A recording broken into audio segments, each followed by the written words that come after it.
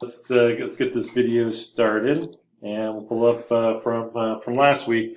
And so again, I'm kind of building up into this slow. It's one of those, we want to touch all of the bases, give you some options, give you the things to think about and to play with, and go through the process that way. So one of the things that I like in some of the other programs is that this kind of loads and unloads the tool. All right, so we go in, it comes back over, it steps down, it goes around. One of the things that I always look for is, does it have a ramping process? So if I copy this, and when we copy these operations, keep in mind the insertion arrow, wherever that arrow is, that's where it's going to insert it. So if I drag that arrow up and I hit paste, then I'm expecting that contour to be copied in, and 3 becomes 4, and that gets shoved in at 3. So the numbering scheme, I don't know, that can be a little confusing to me at times, but it makes it work. So one of the options, and keep in mind these are optional items. I want to put them out there, be able to work with them. But if I run a simulation on your part and I see a reasonably decent tool pass, I'm not nitpicking details. I want to see that you're gathering the concept and you're working through all of these parameters. All right, so I go back into, and that should have been the same, and I can check that with the display. So as long as the little folder's checked and I come up to the toggle displays on and off, well, and then that should be the only one that's left. So if I toggle it off, I don't see anything, then I can toggle it back on. Double click on the parameters, and under the cut parameters, because this is my roughing pass, it's being treated as the computer. All right, or doing the compensation in the computer. So center line plus whatever we've left as the wall definition. So under the contour type, we kind of just looked at these briefly last time. There is a selection called ramp. One of the nice things about ramp, somewhat like the trapezoidal, you'll get a consistent engagement throughout the entire toolpath. So instead of it leading off, coming over to some new position, stepping down, going around again, we tell it to ramp, and we either need a reasonable ramp angle or a depth, and it's going to make the calculation. How many times do I want this to make a circuit as it's feeding down at the same time that it's going around the profile? So I'm probably going to miss something here since I haven't used this one that much. One-way ramping for open contours, well, that means it would pick up and go back to the beginning and step down. We're not doing an open contour. The important one would be make a pass at the final depth, because in reality, as this comes down on the ramp, say this is the last section and we're going quarter inch at a time. By the time this comes around, there should still be most of a ramp here. And if we don't complete it all the way around, our finish pass is going to have to take out that extra material. So making one more circuit, the time that we're taking, keeping the tool engaged, time that we're saving, keeping the tool engaged, that steady load, consistent surface finish, we're going to have to use some of it to make one more pass to make sure that it cleaned up all the way around. All right, let's go ahead and accept it and then regenerate the dirty operation. And so instead of seeing it feed off and back on, it comes down and it's going X, Y, Z in all of those moves, making the depth. So we get down to the bottom, looks like it would kind of terminate over here. If it were to retract it at this point without making the circuit, we would have most of this ramp left on the bottom pass. All right, so it gives us an option, and especially with some of the roughing passes, the harder materials, getting that tool engaged, not leading on and back, and then leading off and then back on, is going to be a great advantage to just have that tool constantly engaged in the part. So I would say tinker with that one. It's not a mandatory. Be aware that it is available. Would that be a faster process than step down? It can be. All right, so you've got to kind of make the determination. I've set it to where it's about the same number of passes. But if I'm working with a block, we are 2.5 by 2.5, maybe I'm 3 by 3 or 2.25 by 2.25. Then certainly if I'm only taking a little bit of the radial engagement, I can increase the axial engagement to clear the chip. And as long as I'm getting that good chip ejection and I've got tool geometry that can, has the support, has the rigidity, we could certainly take a lot more than 1/4 inch. But again, I'm kind of thinking in terms that if we get to run one of these, maybe not in acrylic and not on the TM, we're going to be able to go a lot faster because it's going to stay in. So this acrylic piece, I went ahead and we included some of the tapping so that I could illustrate the floating taps versus the rigid taps. So probably in lab I'll try to find that video so that we can compare those. But as we go through, you're always kind of observing and reacting. And again, our MOT, our process, our workflow says that, initially, I just want to get something to the machine and start making parts. And when I hand it off to the setup, or if I'm the setup guy, I run over to the machine, I touch off the tools, I run the first article and go, yeah, that was pretty good. I can make improvements here, here, and here. It still comes down to, are we making 1, 10, 100, 1,000, or this machine's going to run forever on this part? And depending on the answer to that question, how far am I going to take this in that getting it to a level of efficiency? Right? If I'm making 10 of these, I'm going to get it a little more efficient, but mostly I just want to get it done. 100's going to take a couple of days. I'm going to start looking for seconds or minutes out of the operation so that, maybe it's an hour that's a little more towards the runtime. All right, so let's go ahead and display. Now on this, because I may have to make a choice, or at some point I will have to make a choice because I don't want both of these. One of these, we are going to ghost it. I keep looking in the right mouse button, toggle posting on and off for selected operations. I can have both of these operations and then say, I really like that ramp. I want to keep this one in my back pocket just in case. My finish starts going away. I find the tool's wearing too fast. Something happens that I can fall back on my traditional method.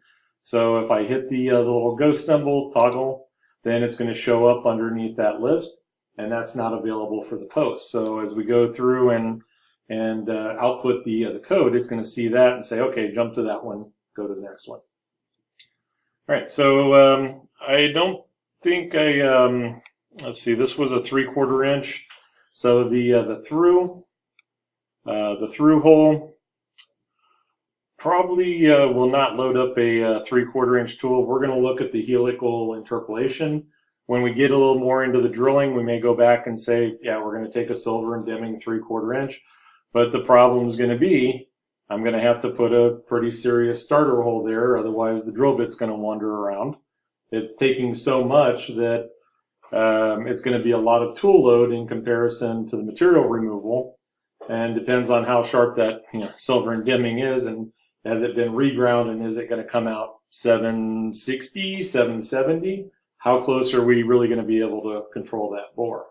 So if I have to step drill this a number of times to get it to where I can get that tool through, I'm going to see a toss-up in time to actually just go ahead and helical interpolate into the bore.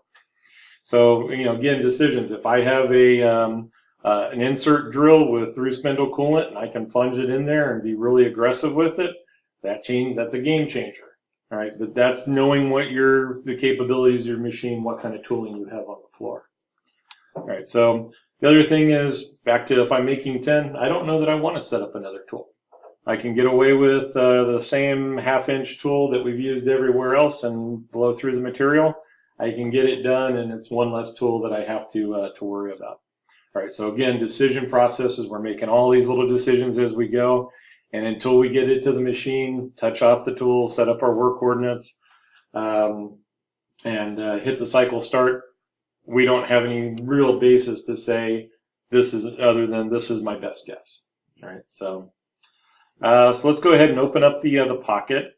Even if I'm going to interpolate through, I'm probably going to take that one less material, or 1 inch, so a 1/2 inch tool, standard 1/2 inch tool. We open up any catalog, or we go to the internet and open up any on-site and look at a 1/2 inch 2 flute or 3 flute for aluminum. It's going to be 1 inch to 1 1/4 inches length of cut, typically 1 1/4. And it's just seeing enough tools and working with enough tools that 1/2 inch tool is 1 1/4 inch length of cut. We're going to be able to go through this part. And again, we said in our process that even though I want to cut to 1 inch, I'm probably starting off with 1 1/4 because we took that facing cut and we trimmed a little bit to establish our flatness. And we have sacrificial material on the bottom to hold on to. Otherwise, we got the double-sided sticky tape and the vacuum chuck out, and one of them's gonna give.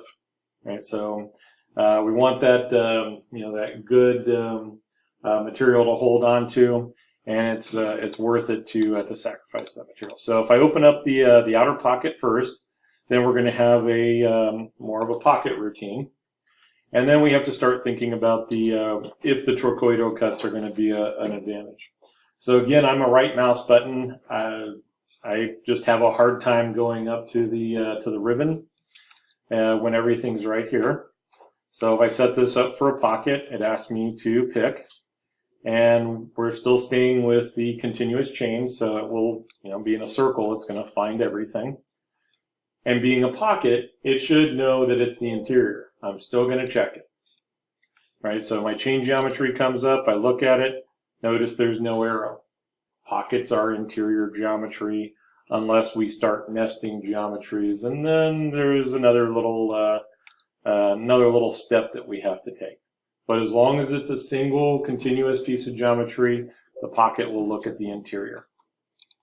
Right, pocket's a new operation, so got to remember what numbers I used. So we're going to stay with the 1/2 inch tool. This is going to be an advantage. So our next project will come back up to the 2020 on my laptop, where we created that tool library a couple weeks ago. If you created your tool library, by all means use it. I'm kind of giving you the comparison and contrast that if you don't have it, this is how you set it up. If you do have it, then going forward we'll want to use it. So one of the advantages would be that I could set this tool in the tool library for my aluminum, for my standard machining practices, to have this speed and feed for that machine. And every time I opened up that tool, it would automatically, or it would by default, come back to I want to run this at 4,000 RPM. Being that it's a pocket, I think we were at 12 or maybe a little bit faster. We'll do the rapid retract. It can come out quicker. And we still have our tool offset, length offset, and diameter offset, so we don't want to mess with those. Again, I don't really do anything with holders unless I'm worried about interferences, collisions, running into something. We are climb cutting, and a standard pocket we'll look at first. Stock to leave on the walls, 50 thousandths, a little much. We can get away with 10. And stock to leave on the floors, probably not. Right? If I'm worried about recutting, having the washing machine effect that chips are going to get caught underneath, then we leave the material, so if the floor of the pocket gets scratched, we can go back with a lighter cut and refinish it. Basically copy the operation, or give it that initial depth on the depth cuts tab. All right, so again, more decisions that we're having to make as we go. We go over into the roughing. What kind of roughing? Some of these are going to be obviously not so good, and some are going to be, that'd be all right. So let's start at the end, because the true spiral looks really cool, but it's going to generate a lot of code. It's basically treating it almost like a 3-axis, X, Y, X, Y, X, Y, X, Y, X, Y, probably something that we would get away with maybe a couple hundred lines of code in the constant overlap or parallel spirals. This is going to generate maybe 1,000 or 2,000 lines of code, depending on how much accuracy we give it. Back to the benefit side of it, tool's going to stay reasonably well engaged. As long as you have enough look ahead on the machine that it doesn't start to dither, that start and stop while it consumes code, true spiral does have some advantages. All right, so let's zigzag. We can discount that right away. That's going to be a rectangular square type pocket so that we can just go side to side. Constant overlap stays engaged. Parallel spiral steps out. Parallel spiral and clean the corners kind of does one of those little ramps in the corners, or one of those little loops in the corner. Morph spiral has a kind of an offset pattern, high speed, and the transition. And then one way, same as the zigzag, comes across, lifts up, and goes back and stays one way. So let's try the constant overlap. Step over percentage, we're in a pocket. If we get this tool too heavy, too engaged, we're gonna see a lot of tool deflection. We're gonna have to clear that chip. So the step over percentage, 50%. Let's see, on the 1/2 inch tool. And we are going a 1/4 inch deep, so I guess that's not too bad. I'm thinking deeper. Let's keep it at 30%, and let's see, that would bring it down to from 250. So we went 300, about 150. Yeah, step over distance of 150. I'm trying to do math, and it's right there in front of me. All right, so we don't get the option for the trochoidal cuts just yet. When this is on, then we can take a look at the loops and how it's going to engage all of that other material. Entry motion, we do like the helix. I'm large enough on the pocket, though. I'd rather have the ramp, because the helix is a little bit on the slow side when it comes down to it. Depending on how much radius and the plunge angle, those ramps, just like going around the outside, is I can really make this a lot longer than it needs to be. So if I have my choice and I have enough room, the ramp is just going to go back and forth. It's going to stay reasonably well engaged in the part, and since we're pretty much doing a full width pass, it doesn't have to do all of that interpolation. So we'll do a comparison between this one and where we do want it to do a full interpolation going through the center of the 3/4 inch hole, mainly because we only have that, what would be 1/8 inch per side on the diameter to work with. So let's go ramp on this one, and I would say try both of them. Push the buttons and see what they do. So a Z clearance, where it starts from, XY clearance is how much it wants to stay away from the walls. The plunge zig angle, so we can have it go light, heavy if we want. 3 degrees, 3 degrees, or we can have it set an auto angle. The XY angle just means that it's going to go across the x-axis and 0, because we're 0, 90, 180, 270. So let's just see what that looks like. The one that's kind of scary, if ramp fails, it can't calculate, it goes right to plunge. And then skip. Yeah, I don't think I've ever tried skip. If it fails, I go find out why and I correct for it. Let's put it that way. All right, so I'm accumulating a bunch of checks. I'm going to go ahead and hit the plus.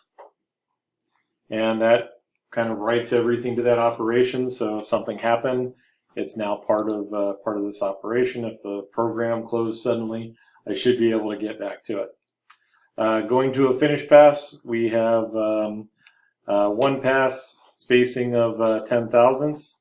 We could also put in the spring pass, have it go to wear on the control. My only issue with doing the finish pass here is I don't feel like I have as much control. All those things that I like to do, I have a lot better feel for it under the contour. We can try it. If you like working the finish into the same operation, it saves a step. But there are times where I cut this bore and maybe I want to go back and do this a couple of times. I'm a plus or minus thou or plus or minus a half thou on this opening. I can't really finish in this operation because I'm going to stop the machine. I'm going to take the measurement. I'm going to set a little more comp. I'm going to take another spring pass until I dial this in. I really don't want to run the entire pocket over and over again just to get to that finish pass. So again, little decisions, thinking through your workflow. So we'll go ahead and let it finish. Start finish pass is the closest entity. So if it terminates, if this was a square pocket, if it terminates, it would come right over to the closest side instead of coming back over to where it originally started. So our lead in, lead out, we have the same types of things, and because this is an arc, I really can't, and I don't have access to the extent, but I don't need 100%, and we're going to play with these numbers. At times, I almost want that end mill buzzing the material as it goes down, especially if I'm trying to be as efficient as possible. That little bit of cutting the material does not bother me. The heavy cut, well, maybe not so much, but let's go with 100 thousandths on the line. Ramp height is if we wanted it to feed in. The radius then, let's give it at 100 thousandths as well. And the sweep, we'll go to 45 degrees and see what that looks like. So that brings it pretty close to the wall. It's not going to be sitting out here in the middle of the pocket feeding in. It's going to be hopefully right about here, come around, feed off in the same manner. All right, so I'm trying to stay close to tangent to those numbers. All right, the exit stayed at ½ inch, so I want to take all of these numbers, transpose them over, so we have the arrow, and when I hit the arrow, it takes everything over here, copies it over to the exit. If for some reason I didn't want an exit, then I have to uncheck, and typically you need the exit because compensation G41, G42 needs a certain distance for it to engage. It also needs a certain distance for it to disengage on G40. So if it comes up with an error, it's probably because there wasn't enough here. I can make this really small. I can, I don't really care as long as I get it off the wall. And when it does the retract, it's not dragging a witness mark up the face of the bore there. All right. So depth cuts, we don't really need anything here with the 1/4 inch. Breakthrough amounts, it's a pocket, we have a floor, we don't really want to go through. And then the linking parameters, we said initially at least we're going to stay absolutes, so I'm going to go ahead and change those. And let's go with 1 inch, 100 thousandths, 0, and then minus 0.25. So again, once we get into wireframes and solids and having a little more geometry, then we can go over to the model and pick, and the incrementals and the associatives become a lot more useful. But for right now, thinking in terms of those absolutes, I know where the top face is, I know where I want my retract, where I want my feed. We're not doing too much in the way of clearance, but you can turn on clearance, which gives you an upper, middle, and then the feed height, and really can kind of dial it in. And then we said the only one we're really interested in is the coolant. And the coolant should be coming over with the tool or the operation. So we'll see where we need to set those if those are something we want to utilize. All right, so I'll go ahead and hit the check mark this time. It'll write everything in there. So my ramp starts. It works back and forth, and then it starts in on the last pass back to the center, and that should be pretty well open so that it can open that material up and then start the steps out. So downside to the ramp is that it's going to be kind of an intermittent cut, that it loads, unloads as it goes through that little slot that it generated. If I could get that a little closer to center, that would be nice. All right, so being able to read the result is going to be helpful as well. All right, so I'm not going to, well, let's go ahead and I'll nitpick it. So really, if we go back to that entry motion, and the XY clearance, let's just see if I bump that up maybe too much. And we regenerate it. That got me a little closer to center. All right, so we can put little tweaks on this and massage it in to get a desired result. All right, questions? Good? Yes? What did you just change? I went into the entry, and the XY clearance, I increased that by a guess. I made it about ½ inch, so it forced the entry point more towards center. Okay, so that gets me to depth. Again, too much information on the screen, so we're going to turn off the display. I think we'll go with the, maybe it was the other one. There we go. So if I can kind of keep that work area clean, not a lot of extra lines, it's really going to help with that diagnosis, being able to read all those little squiggly things going on the as it applies the toolpaths. All right, so we're going to do the helical through, and so that's going to be another another pocket. And just doing a quick check. Oh, no, got ahead of myself there. No, don't want to keep the operation. No toolpath. Let's try pocket this time. And this goes to the center. And we go ahead and hit OK. All right, so toolpath stayed at pocket. And because we're with the tool, is a repeat of the same type of operation, same tool, we're going to have the 4012 and the retract all come over from the previous. All right, and I've been kind of jumping over the comments. It depends on how much comments you want to put in for your setup and your operators, but I could put in the you know, the pocket through into the comment. Pocket 1/4 inch depth, you know, ramp around the outside. I can build each of those into the operations if you need it. So it's just not one of my habits. I kind of know I'm going to rely on the setup sheet and be able to read through the process. All right, so cut parameters, we're in climb. Pocket type should still be standard. We'll see what the ramp does, but we'll go for the helical as well. So if we stay with that parallel spiral, and then the entry motion goes to helix, by all accounts, we should be pretty close to the bottom and pretty much opened up. So minimum radius at 50%, 0.25, and maximum radius at 0.5. We'll see if we can fit that in there. So let's see, 2.5 inch tool. The minimum radius, that seems a little big, so let's drop that down to 100 thousandths. Not sure the XY clearance will get in there. We'll let it go and see what it does. Plunge angle of 3 degrees, that shouldn't be too bad. And this one I'm going to do the finish as a separate operation. So let's say that through bore is a tighter tolerance. I may want to run it by itself. Then I can go ahead and create an additional contour to control just that bore. So if we don't have finishing, then we don't need lead ins, lead outs. And the depth of cut, I didn't change the step over, that was what I missed. So depth of cut would say ramp in to a certain distance, finish it out, ramp into the next distance, finish it out. What I needed to look at was my step over percentage. Because I'm going to be full engaged and using the peripheral of the end mill, at least initially, I'm going to drop that down to like 50 thousandths.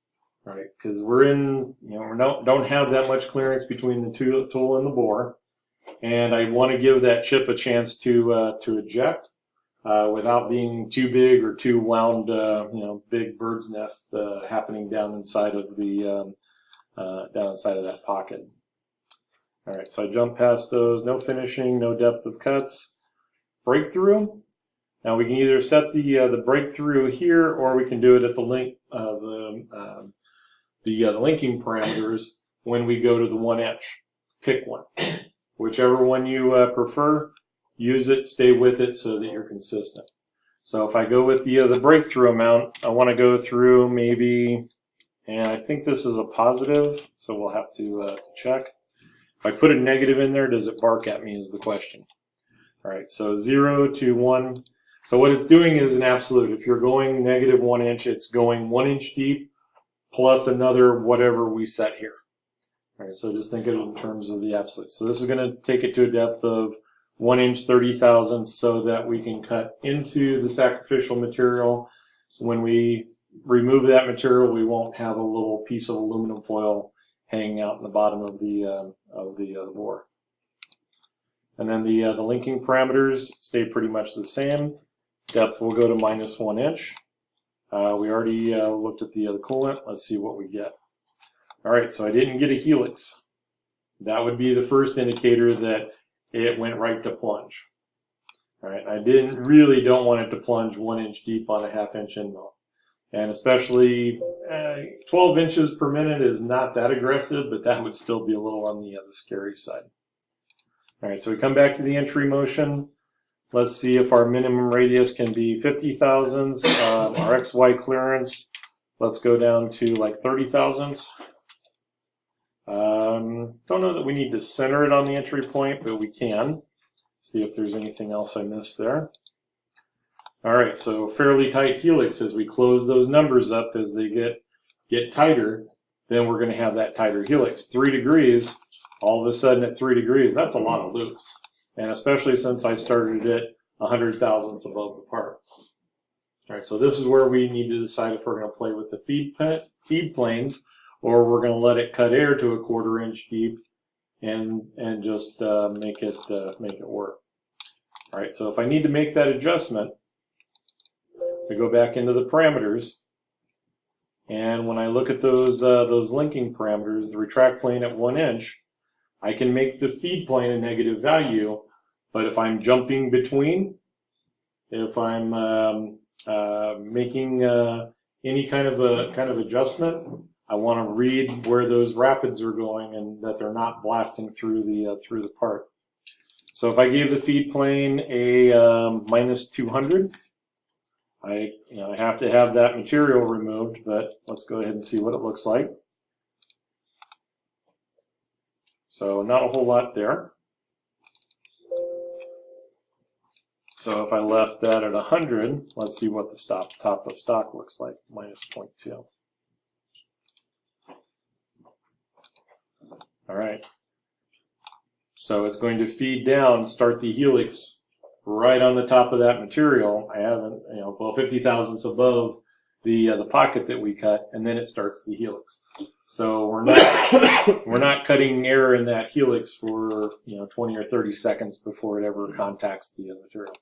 The other thing at 3 degrees, that would be a good starting point, but I think I could probably get it up to 5.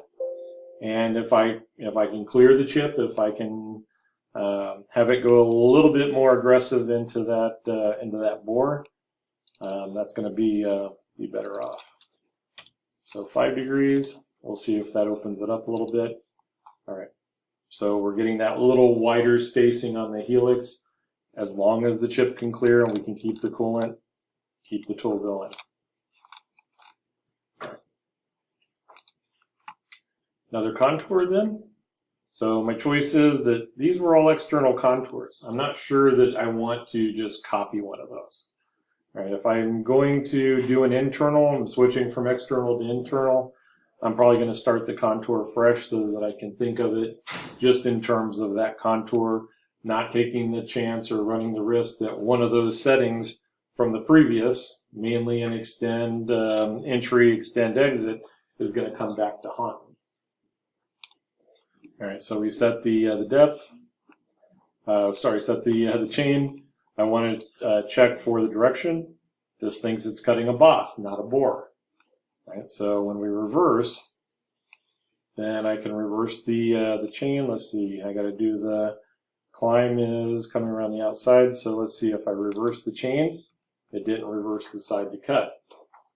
So when I change side, now I'm in climb and I'm cutting the interior. Now we're looking good. Yes. How are you getting into that chain manager? Okay, so the very first thing that comes up on the toolpath type is I'm always going to the right. It'll be the first place that I go to as soon as the operation manager comes up. I'm going to jump over, click on that. That takes me right into the chain manager, and it's just a good habit. I think I even did it on the face or something that totally didn't need it. It's just one of those habits. I really want to see that visual. And again, that's not something that when we come over to the cut parameters and I just say, okay, I want right compensation. What did it do? I think it reversed something. If we come back over to the chain geometry, well, it doesn't show me that it did anything, so I'm not sure what it did. So that one makes me a little nervous because I don't see an instant visual, this is what I can expect. I don't like, I like to be able to predict. I don't like those, there are no happy accidents. So if I'm left compensation, I want it to stay in left compensation based on what I could see on those arrows. Those make me happy. Those give me a certain level of confidence. All right, so if you use compensation direction, or if you've used compensation direction and it works for you, stay consistent. But I think the chain direction gives you a much better visual impact to make a good choice.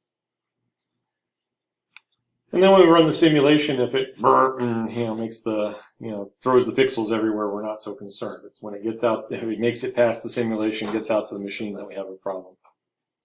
All right, so depth of cuts. We are going to finish the bore, whatever tool deflection, whatever we do for comp, we're going to kind of deal with. It brought over my adjust start of contour, end of contour anyway. So I want to make sure to change those over to entry exit. Let's go with small numbers, 50 thousandths, radius of 50 thousandths, 45 degrees on the sweep.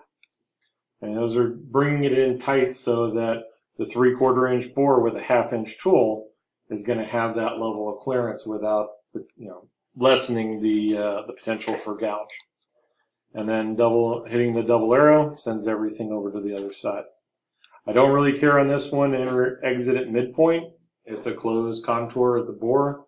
It's really the outside shapes where it can leave the parting line at the middle of a wall or an edge that it becomes an issue. All right. Breakthrough amount stayed I think I put 30 on the other one. 10's fine for the finish. Multi-passes would be stepping into the wall. If we drilled and put this tool right in the center of the drill and stepped out, really not as effective as letting the helix do its thing. And then we're not dealing with anything in the way of tabs to hold it down. That leaves us to the linking parameters. All right, so in this one I don't really care. I do want to be at the 100 thousandths. We're all absolute, or 1 inch, and then 100 thousandths. Top of stock, and then -1 inch for the depth. And if we needed to, we'd come down and check for the coolant. Okay, so go ahead and accept. And that wasn't quite what I was expecting with the, oh, I left the ramp on? Apparently I missed that one. Okay, so the previous ramp, all right, so since we've got a lot of those parameters coming over from, even though I didn't copy it, it's retaining those values. So there's the ramp, so this just switches back to 2D. And when I switch it to 2D and regenerate, now I just see that it plunges. Should be able to read the 45 degrees in and off, and I don't see any overlap, so I'm pretty confident that I'm not going to have a gouge. Let me go to the top view, and as long as everything, we're not really dealing with the bore, as long as everything is inside of that finish circle, pretty good with it. The only other thing that I'm reading here is how much is left on the wall. So with the contour, I'm still 10 thousandths. So if I don't see that little gap, that little separation in the tool pass, I need to come back and zero and regenerate. All right. So my method of programming may look somewhat chaotic, but there is a method, there is a logic to it. I'm checking it as I go. I'm looking for those things that will jog my memory. Oh yeah, I need to check this. I need to go back and do it. I need to think about this. Because once I've got that disk, or I've hit send out to the machine and I'm ready to hit cycle start, that is not the time to be thinking about, did I leave enough wall? Did I take that wall clear? You want to do that process. So it does not bother me a bit to go in and out of these operations and say, something triggered, I need to look at, I want to make sure. All right, so at some point we should probably save this since I've done a few operations. And we'll go over into the drill. So if you want to just follow the drill operation, that's fine. I'm going to put in the center drill, a drill, and then I'm going to change it to be a 1/4-20 tap rather than just the 250 drill. So on yours, if you leave it at the 250 drill, no penalty. Right? I'm again trying to build up and give you more operations than you probably need. so that you can make those decisions and see these operations early and often. All right, so let's go ahead and we'll dismiss the display. All right, any questions at this point? All right, I opened in SolidWorks. I created a while back a center drill calculator because I wanted my center drills to do a little bit of an edge break when we did the tap. Problem was that unlike a 90-degree spot drill where you said, oh, if I go a radius of 100 thousandths, it's going to give me a 200 diameter or thereabouts with a little bit of adjustment. Center drills have different diameters, and so this uses configuration, so I can go all the way to the double aught and say really small tip, 38 thousandths, all the way up to the number 9. And wow, I'm already there using up all of that, so maybe I didn't build out far enough to the number 9. I think the 4 or the 5 is pretty good. So when we check for the body, I want to say the body of the number 4 is about 5/16. So I should be able to get to a 1/4 inch. And when I come back and look at my my steps, what I'm doing is coming over to the 250, and that gives me a depth of 271 with an approximate 271 with a 60-degree center drill. All right. So if you don't have something like this, a lot of times we set a best guess. We go out, we measure it, we see how the drill's reacting. We go a little deeper, manually changing it at the program. What I want to see is, I haven't used the center drills enough. Some of the programs will do this calculation. I want to point this out. So if we get a number that's close to this, then I can tell you definitively, Mastercam will do the calculation. If it doesn't do the calculation, then at some point we're gonna need some kind of calculator, some kind of depth. Even going to the machinery's handbook, I can get the geometry for the center drill, but it doesn't tell me if I have a 250 edge break that I want to create, I need to go 270 deep. All right, so if you want, I'll share this up on Canvas. So if you're in the SolidWorks class, you can see how, or when you take the SolidWorks class, you'll have it. All right, so 270, you got to implant that number into my my memory.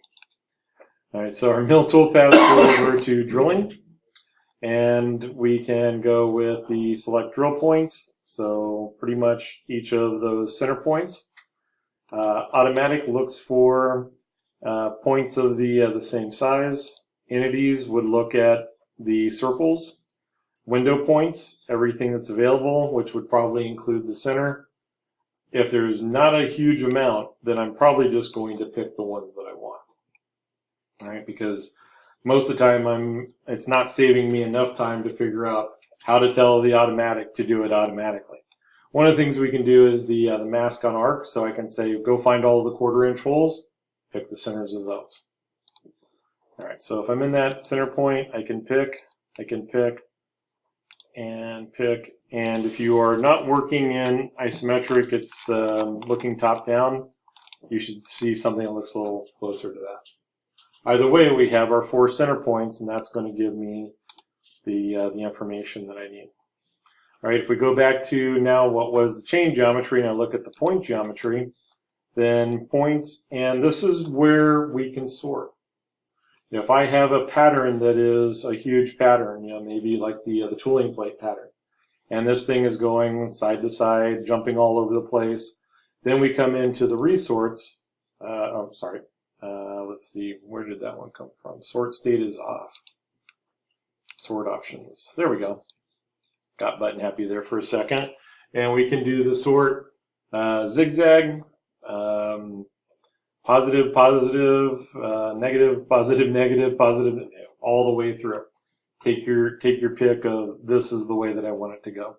Typically, this is driven by whatever the last operation was. So if my tool ends over on this side of the part, especially if we have enough holes distributed over a decent sized part, I don't want it to rapid clear over to the other side of the part to start when it could come over to this. It finished over here, it could come over and start the holes right there. All right, so I can control some of that with the sort operations. Here it's not really that big of a deal. So we accept, and again, that was just right-clicking on any one of the points and going to its sort options. And then if we needed to add additional points or remove points, then we can delete. So I could make point 1 go away by hitting delete and going through the steps that way. Go to the tool. I'm going to select the library tool. Filter is still active, and the center drills are up, so that means that we want none. And we have the radius. Let's see, where did you go? No, I'm looking right at it. There we go. Center drill is active, and I said we wanted the number 4, so we go ahead and accept. So 81 surface feet per minute in a piece of aluminum. We'll bump that up to 200, see what it gets. I don't see any decimals, so I'm okay with the 2444, just kind of a strange number. And the feed rate of 12.22, I'm not going to do the decimals. Usually round down a little bit. It reduces the feed per tooth minutely, and it makes a cleaner number. If I have to change this number at the control, or I need to make an adjustment, it's a lot easier to identify. All right. Going into the stock, no, I don't really want any of the stock. Let's see, we're going 270 deep with the number 4, so I don't know that I would plunge that straight. What did we end up with? A depth rounded at 12. I don't know that I'm going to plunge that in there at 12 at 270 deep. So if I go to a pet drill, that should be the G83. And if I go to a chip break, that should be the G73. Because it can clear, I'm pretty good with the G73. We'll give it a peck of, let's see, we're going 270, so how about 90 thousandths? And then link parameters. If we do absolute, absolute, and absolute, I'm going to stay. So this one didn't set for the clearance. We're going right to the retracted 100 thousandths. And let's see, tool diameter 3125, finish diameter 0.25, and hit tab. And then the tool tip, add to depth, 0.075. Interesting.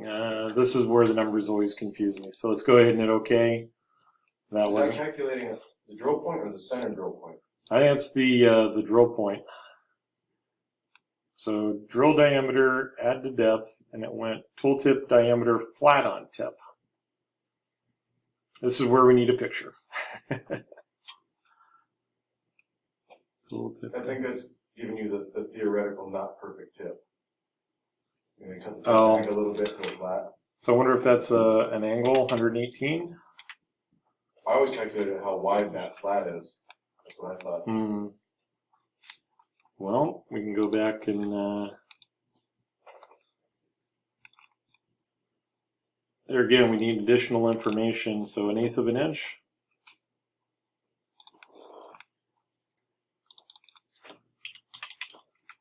Let's just say I really wanted it to do just putting in the numbers, see what it gets. All right, 0.375, 112.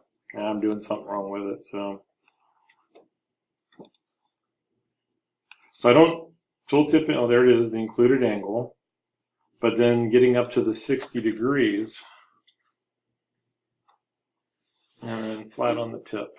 So no, still doing something wrong. And the override depth. So if I do that calculation, I'll go with my number.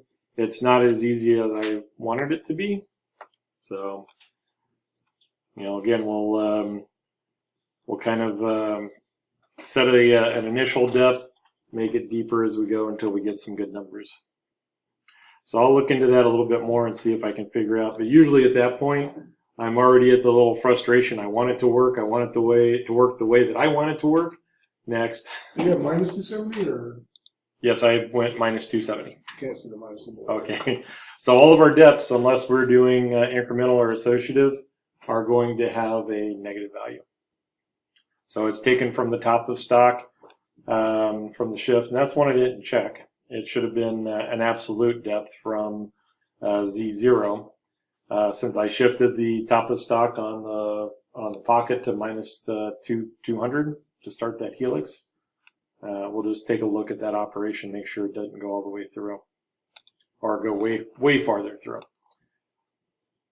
All right, so it'll be interesting to see what it also does on the simulation. The intent is to have this go through enough, break the edge, and then with the 60 degree, we might also lose a thread or two. So I may be telling it to go too deep anyway. I may want to do the edge break at the 201 drill.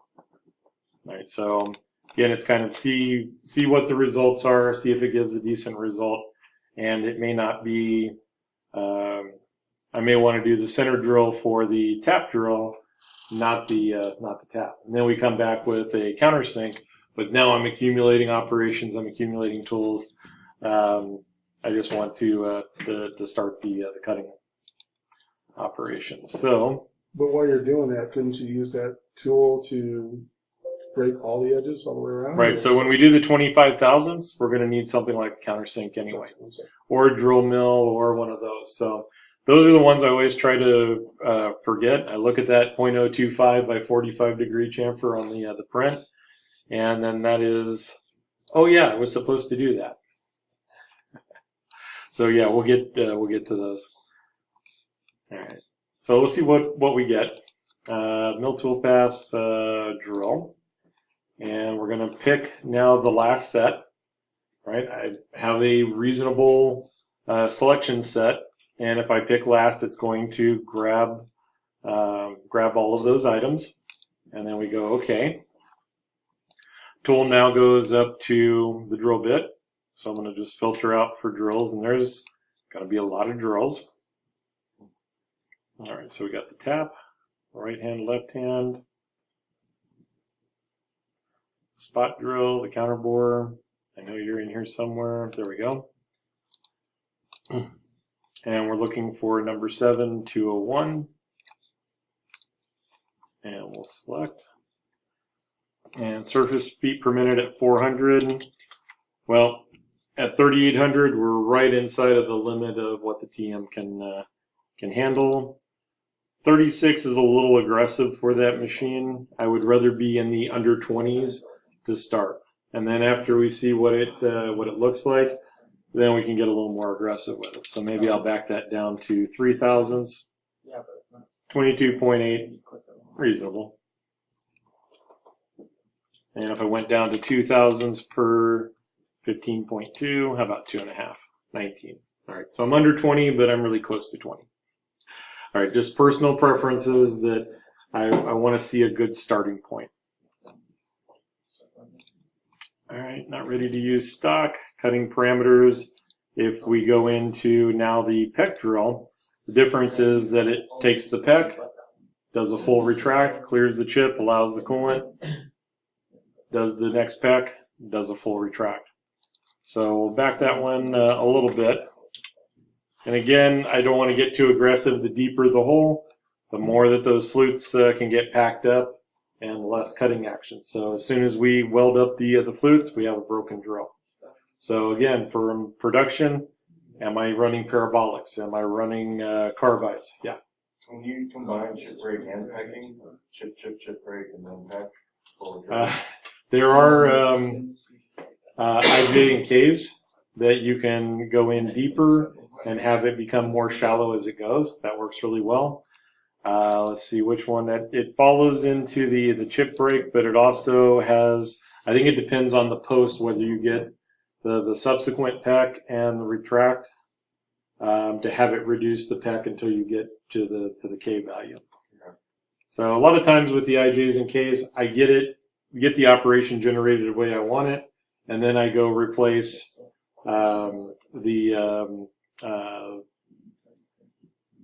let's see, the Qs. I had a brain fade there with the IJ and K to have it the initial peck, the reduction, and the final peck for all IJ and K. And then link parameters, 100,000s, top of stock. And if I go to the -1, let's see, that gets it all the way through. We can do the calculator again, but I had so much success on it last time, I prefer the tool to the tip comp. Tip comp is a little better graphics, and so if we tell it I want the break-a-through amount on the shoulder, go a little bit further, and then the calculate the tip length for 201 at 118 degrees, about 60 thousandths. That means it'll go about 170 thousandths, taking those two numbers. So it goes through far enough that I'm not left with just that, like half of a drill point there that I have to try and take out with the countersink or later on. All right, so obviously did something wrong because that didn't quite go all the way. So let me check my linking parameters. Oh, how about -1 instead of 0.1? So talking instead of punching numbers in. So again, visually, that looks a lot better. All right, and then setting up for the tap. Still in the drill operations. Going to pick the last 4 once again. I really don't care that it's starting in the same location. There's not that much of a difference. Ideally I would see it pick up at the last hole location. If we can make it do that, but since it's only moving like 2 inches, I may not fight that initially. All right, so the tool becomes a, let's see. We're going to select the library tool, go into the filter, go back to none, make sure that it's right-handed tap, and accept. We're looking for our 1/4-20, and then accept. And then the easy numbers, we can get more aggressive as we go. If I take the 20 threads per inch and multiply it by 10, that will give me a spindle speed of 200, and it will also give me a feed rate of 10 inches per minute, or for the feed. All right, so nice even numbers. If I went to 400, that would go to 20. If I went to 800, well, let's not go to 800. There are people who like to tap at 800. That's really impressive, but it's also scary. There is no time to react. All right, so once you get up above 20, 30 inches a minute on the tapping, you're just watching tap breaks. You're just watching it happen, hopefully stopping it before it does any damage to the tool holder. All right, so you got to make the decisions. Is it worthwhile to have those more aggressive feeds? All right, cut parameters. We do need to switch this over to the tap based on the tool it knows. There are machines that will do peck tapping, but not very many. It's a high-end operation. So most of the time, if we wanted to peck, kind of have a peck, we'd have multiple operations. First one would go 1/4 inch, and then the next operation would tell it to go to 1/2 inch. Next operation would tell it to go to 3/4 inch. Problem is, they all have to start at the same feed plane. If you start that helix, especially with the rigid tapping, if you move up, you move down, it's not in the same helical, in the helical path. So it comes with a be careful. Yes, you can do it. Do you want to? Probably not. It's better to tap it a little bit lighter and then hand finish if possible. Or let's look at the fast spiral, or if possible, the roll form taps, the chipless taps. And make those decisions again as we go. So with this being a through, I don't think it set up. Oh, and then the other one I mentioned was the floating head taps. The machines here are in the shop are non-rigid tapping. So Z is not synchronized with the spindle. If we try to tap, it's going to get out of sync and it's going to break the tap. So we have a spring-loaded head that allows for compliance. The tap will run a little bit ahead, and then when it reverses and comes back, the tap will run a little bit behind. So it's weird, but it works. And I have a video. I took a video of it somewhere. I just got to find it. We'll put it into the into our introduction, into our foundation material here for too long. On the taps, let's go with a little extra 200 thousandths, and then the depth. That's 0.5. I want to say a spiral point tap, and if we're considering chip pack up as well, based on I didn't tell this to go all the way through the 1.25 inch or so of material, then all of the chips that are moving ahead of that spiral point tap are now packing up in the bottom of the hole. And at some point we will get enough load, enough resistance against that chip that the tap can't overcome it. Snap. We're done. All right, so I'd rather go a little bit lighter, come back with a secondary operation, or go ahead and blow it all the way through so that we're driving the chip all the way through the part. All right, so again, choices, kind of making it like the acrylic piece. So if you look at this, you can see the drill point goes all the way through and the tap is about 1/2 inch. A good start to make sure that it's going in straight. So we go ahead and accept it. That should be all of our operations. Tried to forget that chamfer deburr. So close. All right, so to deburr, and we're running a little bit, not too bad. Mill tool pass, still going to be a contour. And let's see, we want to do, let's go to the top view. All right, and because we're not doing the incremental or the associative, each one of these is going to be a separate operation if it's at a different level. So the first, we could do the outside. Do I want to stay with the extend on the lead in, lead out, or can I live with an arc in, arc out? Because I want to do the same with the bore, with the pocket. Right, so I go back to the chain geometry. Outside's good, inside not so good. So let's see, that is going to be conventional. So I want to reverse the chain, and then I also want to make sure that it does not reverse the chain on the exterior. Right, certain combinations, I move this one, it may also change this one. All right, so we're telling it climb, we're telling it climb, we're telling it the interior of the part, the exterior of the part. Again, that graphical information is giving me a lot more value than left or right. I want to say, and it is a program that we can go with a countersink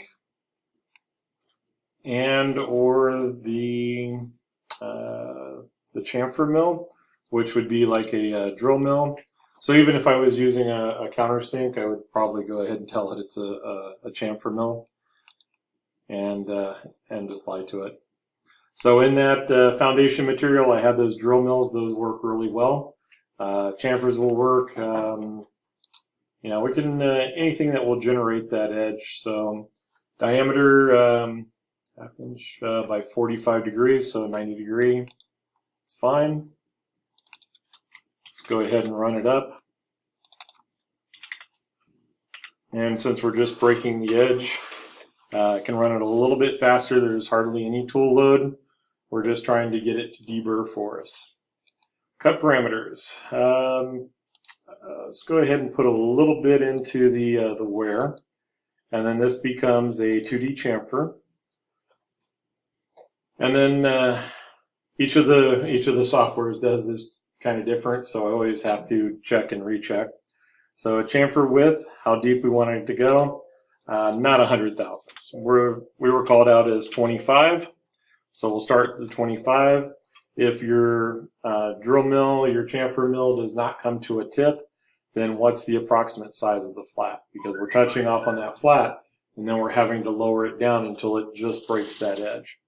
So if the bottom offset is 0, it comes to a tip. It's still going to have a little bit there, but my general practice at the control is chamfers, countersinks. I'm going to raise that tool up probably 30 to 50 thousandths on the first go around. See what it looks like. If it's not gouging, if I've got plenty of room, then I'll step it down and rerun the operation. You know, creep up on it, get a nice looking operation out of it. So we go ahead and accept. And I did not check for the other parameters. So lead in, lead out. It kept the 50 thousandths and the 45. So And no, we don't want to break through. And the linking parameters, everything at 0. Basically, everything's at 0. All right, so we're good with that. And a few things changed, so it wants to update. And then I'm going to copy and paste. And the next parameters, we go right back to that toolpath. And the toolpath type, go back into the chain. And we're going to delete both operations. Delete chain, and then I'm going to add a new chain, which is going to be at the center. And then we go ahead and accept it. And accept it.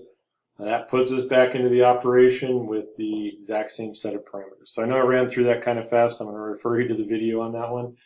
Basically, we're reproducing everything.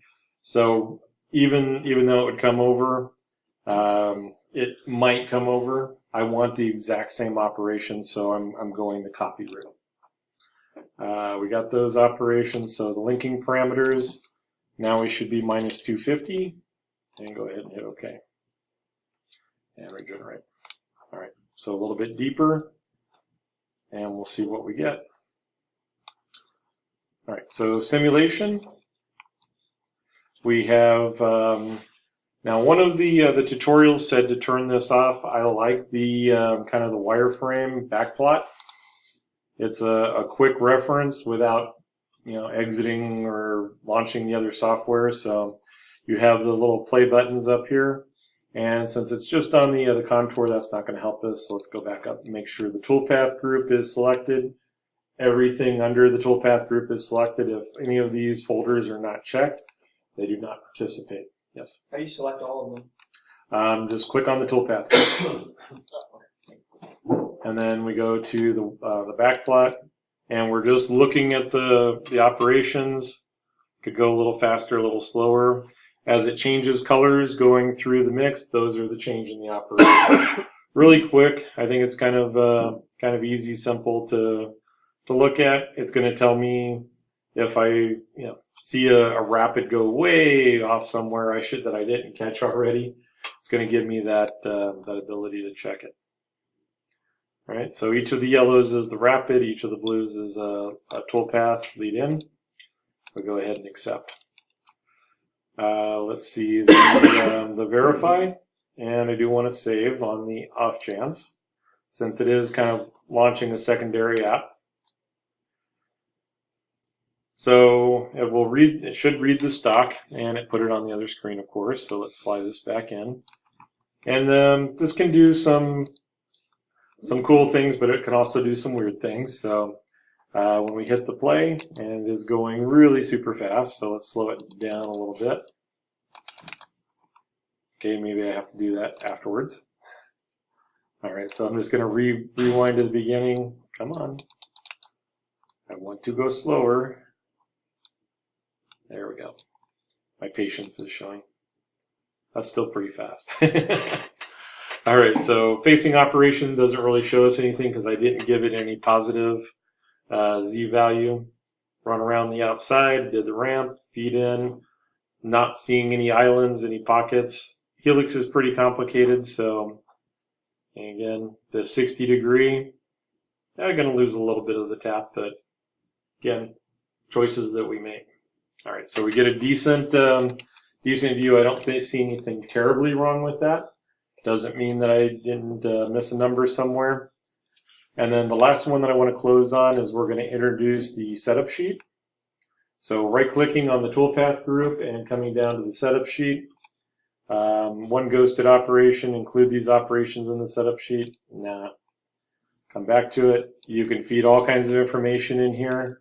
I'm going to bypass that. It basically builds it into your setup sheet as your documentation trail. And we go ahead and hit OK. It takes the pictures of the operations. And we grab the report viewer. I think I can. And over on the other screen again. All right, so first operation, or the finish, and then the facing path. If we had the full stock, or we're showing, and then the tool definition. So probably a little more information than we need.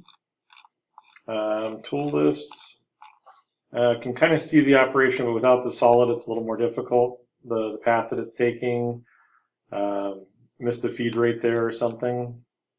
Either that or it's the down feed for the ramp.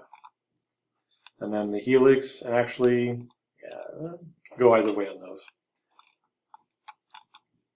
And there are just little things there, but they're pretty light. So picking up the solid or changing the colors might help a little bit on that deal. But this is going to go through, give you the definitions for the tools. If we set the tool holders, the protrusions, all those, you would have those values available. All right, so I don't necessarily want to see your setup sheets. If I have your program, I can generate them. But if you want to create setup sheets, it's probably a good practice to have those available. Yes? So when we're turning these in, are we just turning in the Just the file. program itself, or just the G? The EM cam file, assignment 1 with your initials on it. Initials will help me just in case I put it in the wrong folder, be able to track you back, and then make sure that you're getting your points. Do you want the master cam save file, not the G code generated? Well, considering that with the demo, I get more information out of this. I'm probably not going to be able to reverse plot I'm not going to go to the trouble of reverse plotting your G&M code. Okay. I want to see all the pretty squiggly lines and then go, yeah, that looks good. Okay. All right, so we're going to finish up there, and